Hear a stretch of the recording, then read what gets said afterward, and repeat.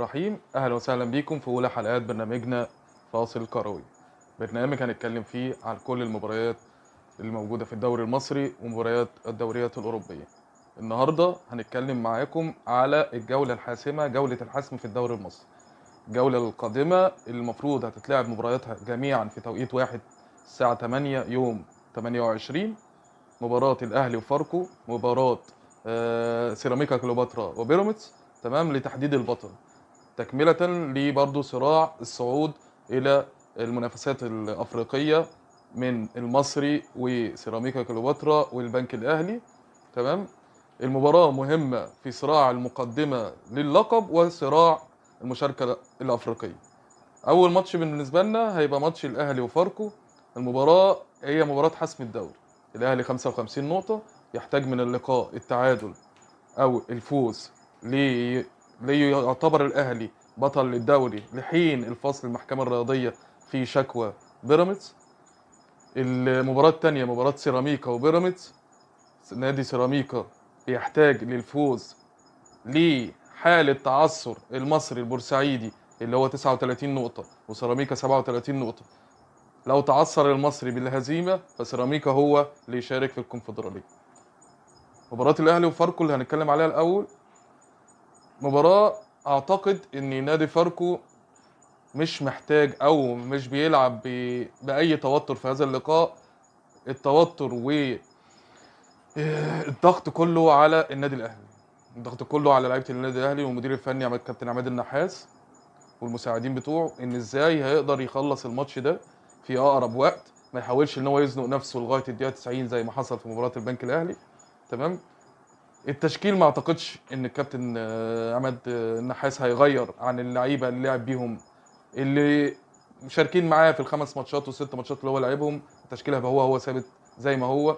هو هيبقى في التغيير في واحد او اتنين، وهو الواحد اللي بيغير فيه هو الديفندر التاني اللي بيلعب جنب مروان عطيه.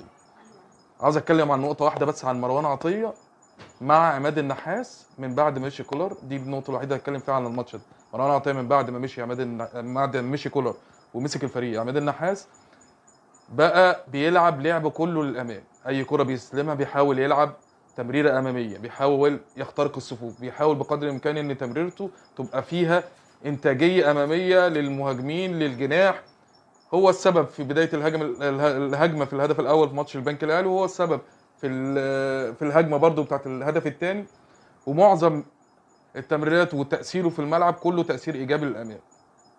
فان شاء الله نتمنى ان تكون مباراه كويسه وتليق بالفرقتين، وان شاء الله باذن الله نتمنى الافضل يفوز. مش هتفرق كتير مين اللي هيفوز. المباراه الثانيه مباراه سيراميكا وبيراميدز. بيراميدز عنده ضغط عليه عالي قوي، لان لعيبته كل تركيزها وده من حقهم، كل تركيزها على نهائي افريقيا، اول نهائي ليهم واول بطوله. لو قدروا ان هم يفوزوا بالماتش ياخدوا البطوله دي، فبيتمنوا ان هم يشاركوا كلهم. كل اللعيبه اللي شاركت في المباراه الاولى في جنوب افريقيا في بريتوريا نفسهم ان هم يشاركوا في المباراه ويشيلوا الكاس. فماتش سيراميكا جاي في النص. ما اعتقدش ان مهما حاول المدير الفني يغير عقليه اللعيبه المصريين ان هم يبقى تركيزهم مباراه بمباراه هيبقى مؤثر معاهم. معظم اللعيبه بقى تركيزهم كلي على المباراه الافريقيه.